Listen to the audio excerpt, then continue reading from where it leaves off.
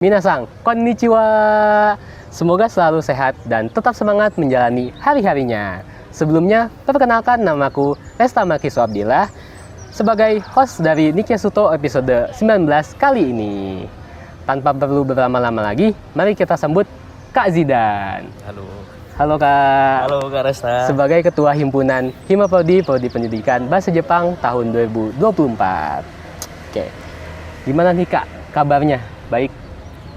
Kabar sejauh ini, alhamdulillah masih diberi kesehatan jasmani dan rohani. Alhamdulillah sehat walafiat. Karena kemarin 1 minggu kemarin baru saja tumbang. Waduh. Tumbang sakit. Oh, okay. Alhamdulillah sekarang udah kembali normal. Alhamdulillah udah sehat kembali ya Kak. Udah sehat kembali. Alhamdulillah.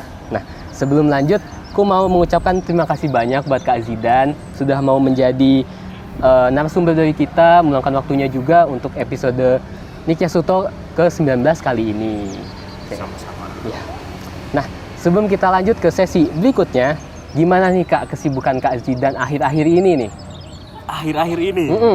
Akhir-akhir ini tuh ya kesibukan menjadi mahasiswa seperti biasa gitu. Karena kan kita habis ini UAS ya. Kita setelah ini UAS, terus teman-teman juga dari angkatan 22 juga sibuk mau PKM gitu. Jadi menyiapkan akademik itu UAS dan PKM gitu. Lalu yang pasti karena aku izin pakai aku. Karena sebagai ketua himpunan, jadi sibuk mengurus SIMA dan mengawasi Himaprodi Pendidikan Bahasa Jepang. Waduh, gitu. Cukup sibuk ya Kak akhir-akhir ini ya? Ya, bisa dibilang gitu tapi ya gitu lah. Ya. Mungkin aku lanjut aja ya Kak, langsung mau tanya-tanya nih. Nah, setelah beberapa bulan nih Kak menjadi ketua himpunan, gimana sih Kak rasanya menjadi ketua himpunan? Rasanya nih, mungkin di awal periode di Januari, mungkin tahun kemarin juga di November atau Desember setelah terpilih itu juga masih belum percaya gitu. Rasanya unexpected bisa berada di posisi yang sekarang ini gitu. Namun dari waktu ke waktu kita jalani seperti biasa, seperti layaknya ya karena di SMA dulu udah pernah pengalaman jadi ketua juga sih, makanya alhamdulillah masih lancar. Rasanya meskipun sibuk tetap senang. Meskipun sibuk tetap senang. Senang. Nah, karena tadi udah nanya rasanya nih Kak. Nah, sekarang mungkin kegiatannya nih Kak. Kahim itu ngapain aja sih jadi Kahim? Setelah rasanya kegiatannya. Ya, jadi Kahim itu ngapain aja sih? Itu pertanyaannya banyak orang sih. Mungkin yang pertama dan yang pasti itu menjadi mahasiswa. Karena kan kita kuliah juga menjadi mahasiswa mengejar gelar gitu. Jadi kesibukannya pertama juga kuliah seperti teman-teman yang lain. Kegiatan akademik. Lalu kesibukan kedua yang pasti ini mengurus Himaprodi ini, seperti kayak kita kan di Himaprodi juga ada agenda tersendiri. Jadi kita merancang, mengawasi dan menjalankan agenda kita. Lalu kesibukan selanjutnya mungkin apabila dosen, karena kan dosen dan Himaprodi itu kan biasanya saling terikat. Nah, makanya kalau dosen ada meminta bantuan, ada program dan lain-lain, itu mungkinnya lewat kita. Jadi mungkin perantara dosen gitu ya Kak? Perantara dosen. Oke, jadi lumayan ya banyak kegiatan juga ya kayak yang jalani oleh ketua himpunan. Lumayan banyak kegiatan, makanya di minggu kemarin saya akhirnya Alhamdulillah udah sehat kembali kan Kak? Alhamdulillah. Nah, tadi kan udah tentang kegiatan-kegiatan Kahim nih ya. Lalu gimana sih Kak cara menghandle himpunan yang Kakak pimpin ini? Cara menghandle himpunan yang dipimpin gitu. Oke, mungkin dari perencanaan mungkin di awal periode itu kan aku udah ngerancang gitu. Mungkin siapa-siapa yang bakal pegang ini dan lain-lain. Maksudnya kayak wakil nanti siapa, sekretaris siapa, bendahara siapa, ketua bidang ini siapa dan lain-lain. Itu makanya kalau di himpunan tuh kita kan nggak sendiri, makanya kita handle-nya juga bersama dengan orang-orang ini gitu. Dengan wakil saya terutama sering berkoordinasi dengan wakil saya Hasan sekretaris itu punya tugas sendiri-sendiri, bendahara juga punya tugas mengenai keuangan, sekretaris tentang administrasi, ketua bidang dan lain tuh punya membawahi bidangnya sendiri-sendiri. Makanya kalau menghandle kita tinggal koordinasi dengan mereka yang memiliki tugas dan wewenang di bidangnya tersebut. Jadi meminta bantuan atau ya sekedar atau apa namanya ke bendahara saya kira gitu-gitu ya. Ya, jadi ke ketua bidang dan lain-lain. Kita tanya nih progresnya bulan ini ngapain aja. Kalau ada kurangnya baru kita yang menambahkan. Pertama dari aku dan wakil.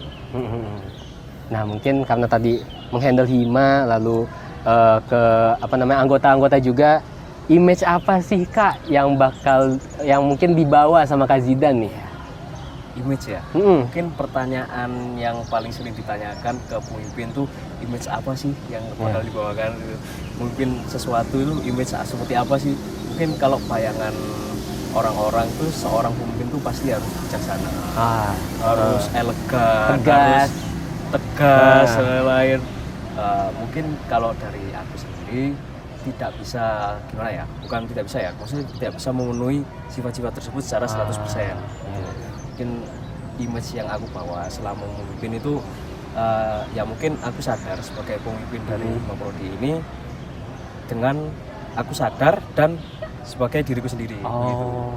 Oke, membawa sifat-sifatku sendiri gitu. Jadi tidak melulu soal pemimpin yang tegas, bijaksana dan lain gitu. Tidak melulu soal itu. Jadi lebih ke diri sendiri dari Kak Zidan sendiri yang membawakan image itu ya Kak? Iya, dari kita sendiri yang membawakan. Ya bagus. Keren Kak. Nah, karena tadi image Kak Zidan nih yang membawakan diri sendiri. Nah, mungkin lanjut ke cara menarik minat warga Penjep untuk ikut organisasi. Karena kan setauku tuh warga Penjep ini kan agak susah nih ya buat ikut organisasi. Nah, gimana sih Kak cara mengajak atau menarik minat warga Penjep itu sendiri? Ya, bener banget ya Kak Resta tadi yang kalau warga Penjep itu, terutama mahasiswa Penjep itu minat dalam berpartisipasi dalam organisasi itu masih kurang di antara prodi-prodi lain di FIP. Mungkin cara menarik minatnya ya lewat organisasi, ya benar sih. Itu menunjukkan kalau organisasi kita itu bagus dan lain-lain dengan cara mungkin yang utama itu dari broker mungkin. Karena yang paling gampang dilihat orang itu kan ini ngapain sih organisasi ini, ngapain dan lain-lain gitu. Mungkin lewat broker kita itu dioptimalkan, karena alasan saya mendaftar dahulu kan ya ingin memiliki keinginan untuk mengoptimalkan broker-broker yang ada gitu. Makanya kita optimalkan setiap broker yang ada itu kita tingkatkan dari tahun ke tahun, lalu nanti mungkin kita publikasikan ke kesuksesan dari broker itu, kesuksesan terus keseruan dari broker itu di media sosial, di Instagram, TikTok dan lain-lain. Mungkin itu saya rasa di beberapa bulan kemarin atau tahun kemarin ya, itu kan broker kita dengan cara seperti itu cukup meningkatkan minat warga Penjep buat ikut organisasi. Terus mungkin yang kedua, di pengurus dari organisasi itu sendiri sih, maksudnya perkelakuannya seperti apa, dan lain-lain. Itu juga cukup menarik, cukup menjadi perhatian buat warga untuk ikut organisasi. Jadi poin pertama tadi mengoptimalkan dari broker yang ada ya, lalu meningkatkan juga, lalu disebarkan melalui media sosial untuk menarik. Lalu yang kedua tadi dari anggotanya sendiri, untuk mengajak mungkin ya Kak, seperti itu. Dari anggotanya sendiri menunjukkan kalau dia itu membawa nama organisasi ini dan berkelakuan baik. Iya, gitu. betul. Bantu sih. Nah, mungkin tadi kan menarik minat warga Penjep. Nah, membangun relasinya nih Kak, di dalam Penjep lalu di luar Penjepnya juga. Gimana tuh Kak? Menarik minat, membangun relasi sekarang nih. Kalau membangun relasi di internal atau di lingkungan Penjep sendiri itu gampang sekali sih, karena kalau di sehari-hari kan kita juga bertemu teman-teman gitu. Mungkin juga kalau lewat di kelas itu mungkin kan nanti bertemu teman-teman yang beda, tiap semester juga beda dan yang lain. Nanti kalau ada project ini ketemu temennya yang ini, di matkul ini ketemu temennya yang ini, itu juga termasuk membangun relasi. Terus ikut kepanitiaan, kepanitiaan organisasi kita itu ada beberapa acara seperti Nikosiki, Nikotokso dari Bungkai dan lain-lain. Itu kan open rekrutmen panitia, itu acara internalnya Hima Prodi Penjab. Itu kita dapat relasi di situ karena aku jujur itu dapat relasi juga ikut kepanitiaan itu, jadi kenal satu sama lain. Lalu yang terakhir dan yang pasti itu kalau di internal ikut Hima Penjab. Ya, itu pasti dapat relasi dan buat teman-teman semua. Ya, buat teman-teman semua jangan lupa join Hima ya, karena kita di Hima ini bersenang-senang kok. Bersenang-senang. Ya, mungkin wajib sih. Iya, mungkin. wajib. Lalu mungkin kalau buat eksternal bisa dari kepanitiaan. Mungkin kalau kepanitiaan eksternal itu kan banyak kayak teman-teman ingin ikut PKKMB di fakultas, panitiaan fakultas itu kan juga teman-teman dapat relasi. Lalu mungkin ingin lebih besar lagi nih relasinya, ikut Raja Brawijaya. Waduh. Kalau ingin lebih besar relasinya, gitu. Mungkin ikut organisasi seperti BEM, BPM ataupun UKM seperti musik, UKM musik. Kalau yang suka musik, olahraga, yang suka olahraga, futsal, bulu tangkis dan lain-lain, itu juga cukup membantu sih dalam membangun relasi. Gitu. Jadi ini ya ikut beberapa organisasi, kegiatan dan juga tidak menutup diri ya, lebih penting. Jangan pernah menutup diri terhadap orang lain. Gitu. Jangan pernah menutup diri ya. Jangan trust isu. Waduh. Nah, mungkin sekarang lebih personal nih Kak. Aku mau tahu nih, kayak gimana sih mengatasi masalah pribadi sama organisasi di saat bersamaan nih Kak. Misal dari pribadi sendiri ada masalah dengan apa gitu, lalu di organisasi ada masalah, misal anggota yang mau keluar. Nah itu gimana sih Kak mengatasinya? Waduh, kalau anggota keluar itu jangan sampai ya. Waduh, ya jangan sampai ada yang keluar. Amit kalau ada anggota kita yang keluar karena organisasi kita bersenang-senang. Waduh, iya betul sekali. Lanjut kembali ke pertanyaannya tadi, cara mengatasi masalah pribadi dan organisasi. Oke, kalau masalah pribadi mungkin kita pisahkan sih ya. Kalau itu masalah pribadi dan organisasi kita pisahkan masalah pribadi dan masalah organisasi gitu. Kalau masalah pribadi ya kita menyelesaikannya dengan diri sendiri karena itu masalah pribadi, dengan cara introspeksi diri, dengan cara mengetahui latar belakang masalahnya itu apa sih. Lalu kalau kita tidak bisa menyelesaikan masalah itu, mungkin kita bisa meminta bantuan ke teman-teman atau keluarga dan lain atau pihak terkait dengan kita gitu. Pokoknya dipisahkan antara masalah itu masalah pribadi atau masalah organisasi. Cara menyelesaikan masalah organisasi mungkin kalau di kita ya seperti menyelesaikan masalah pada umumnya, kita cari tahu latar belakang masalahnya anak ini seperti apa dan lain-lain. Terus kita selesaikan dulu di lingkup internal dengan yang punya masalah dan dengan kita sebagai pembantu atau mediator. Lalu apabila tidak bisa seperti kata Kak Resta tadi, amit-amit sampai ada amit-amit yang keluar gitu, amit-amit sekali, itu baru kita selesaikan di ruang yang lebih besar. Pokoknya antara masalah pribadi dan organisasi itu kan berbeda, makanya kita harus sadar. Jadi pertama kali itu kita pisahkan dulu ya, masalah pribadi sama masalah organisasi. Lalu yang paling penting tuh komunikasi berarti. Komunikasi. Karena kalau miskom juga nanti bakal lebih panjang lagi kan. Jadi masalah baru. Jadi masalah, aduh. Iya. Nah, mungkin cara membagi waktu antara jadi kahim. Oh iya. Gimana nih Kak? Cara membagi waktu antara jadi kahim sama mahasiswa mengikuti pembelajaran seperti biasa. Gimana tuh Kak? Itu mungkin sering ditanyakan sama teman-teman juga ya. Cara membagi waktu gimana sih? Kan kamu ikut di organisasi, kamu ikut dari lain. Sama aja kan sebenarnya. Kita kan kayak membagi waktu juga sama seperti yang lain gitu. Maksudnya kalau mungkin sedikit ada treatment, special treatment kalau kita ikut organisasi karena kan sibuk dengan orang lain juga kan, kewajiban dengan orang lain. Mungkin cara membagi waktunya di awal periode dulu aku tuh udah istilahnya apa ya, kayak plottingin gitu di tiap bulan itu kita ngapain di organisasi. Misal bulan Februari kita ada acara ini, terus bulan Maret kita ada acara Hapyu Taikai, mungkin bulan Mei kita ada FB Cup gitu. Jadi di bulan-bulan sebelum acara itu terjadi kita udah siapin nih yang mau kita lakukan di bulan tersebut itu apa. Lalu kalau menjadi mahasiswa ya seperti teman-teman pada umumnya gitu. Kita belajar materi yang dibutuhkan untuk perkuliahan gitu, karena kan ini udah kita pisahkan nih masalah organisasi, makanya kita bisa belajar dengan fokus gitu, makanya dan yang paling penting tuh cara bagi waktu ya ini yang paling penting. Kalau di akhir pekan tuh sebisa mungkin kita manfaatkan waktu untuk berkumpul dengan teman-teman, dengan teman, senang-senang atau me time terserah.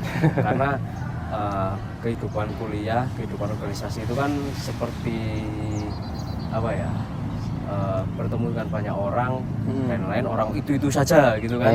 Itu seperti kayak apa ya, kayak bikin stres gitu loh. Makanya kalau di akhir pekan itu sebisa mungkin usahakan bertemu dengan teman-teman itu buat nongkrong.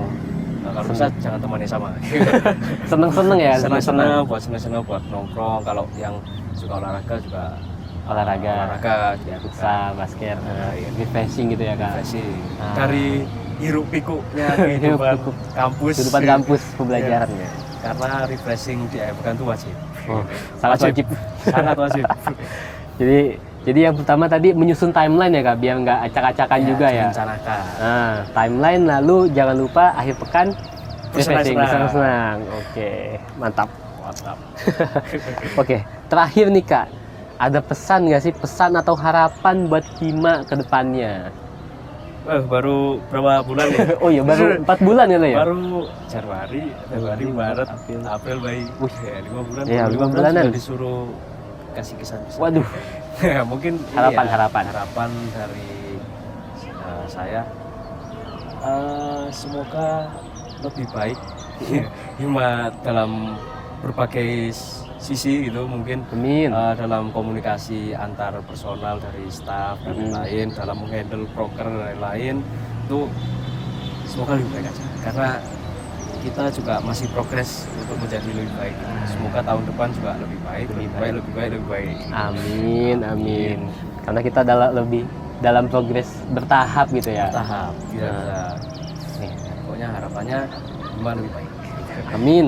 Semoga Hima lebih baik. Nah, sebelum kita akhiri acara kita pada hari ini, mungkin dari Kak Zidan ada sepatah atau 2 patah kata nih buat teman-teman penonton setia kita. Buat penonton setia Nikoga, Nikya Suto Nikoga. Apa ya, sepatah 2 patah kata? Mungkin ini aja deh yang selalu saya pegang itu dari awal masuk gitu, yang saya rasakan terus saya aplikasikan sampai sekarang. Teman-teman jangan pernah merasa salah jurusan. Jangan pernah merasa salah jurusan, karena mungkin buat kakak-kakak yang lagi nyusun skripsi kesulitan dan lain-lain, aku salah jurusan dan lain-lain. Terus buat adik-adik yang baru masuk, teman-teman kita seangkatan, angkatan 22 juga kan bilangnya banyak yang aku kecemplung. Iya, ada aku pilihan kedua, aku sebenarnya nggak niat masuk sini. Mungkin itu karena teman-teman sudah masuk sini. Ya diusahakan semaksimal mungkin untuk mencapai gelar. Kita usahakan gelar itu. Gelar itu karena kan ya kita kuliah juga sama, teman-teman yang lain juga, teman-teman misal dari prodi lain, fakultas lain tuh pasti juga ada yang merasa salah jurusan dan lain-lain. Mungkin ya karena kita udah masuk, kita tekuni, kita niatkan dan kita usahakan gelar itu. Usahakan SPD itu. Nah, jadi intinya jangan pernah merasa salah jurusan. Nah, mungkin pertanyaan tadi sebagai penutup ya Kak, untuk podcast kali ini, Nikya Suto kali ini. Dan terima kasih untuk Niko Thomas kalian yang udah mampir dan mendengarkan podcast Nikya Suto kali ini. Oh ya, untuk lebih mengenal Kak Zidan nih, Mungkin bisa dicek Instagram Kak Zidan di bawah ini ya, Bisa dicek kalau ada yang mau mampir @zidan.akb_. Wih, apakah? Aduh, @zidan.akb_. Oke, catat ya nih kotamu semua. Kalau Catat. mau mampir silahkan. Wih, dipersilahkan. Nah, untuk di Kotomo yang memiliki saran atau masukan bisa banget kontak kami di IG kita yaitu @nikoga.fibub dan jangan lupa like, comment, share dan subscribe podcast ini biar kita bisa lebih kenal lagi.